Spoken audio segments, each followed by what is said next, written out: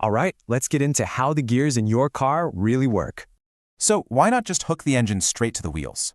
Well, it's all about the engine's sweet spot. Honestly, the best way to think about it is like riding a multi-speed bike.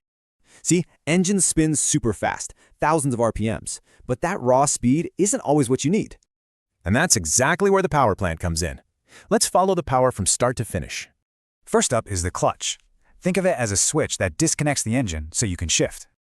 Next, the transmission, or gearbox. This is the heart of the whole operation, juggling power and speed. And finally, the differential. This genius part lets your wheels spin at different speeds when you turn a corner. So what's the big idea here? It's really all about a trade-off between pulling power and flat-out speed. You could say gears are basically torque multipliers. They give your engine the leverage it needs for any situation. So here's that trade-off.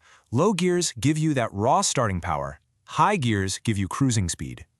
And this is true for both manuals and automatics. They just solve the same problem a little differently. In a manual, you're in control with the clutch. Automatics use a fluid torque converter for convenience.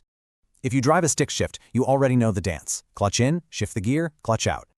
And you can see the difference inside. Manuals are simpler, while automatics use these crazy complex planetary gears. Okay, that's a lot of mechanics, but why does any of this matter on your morning commute? Well, it's everything. It improves your fuel efficiency, your acceleration, and even protects your engine. At the end of the day, the gearbox is the vital link that makes a powerful engine actually usable. But with electric cars taking over, you have to ask, is this amazing piece of engineering becoming obsolete?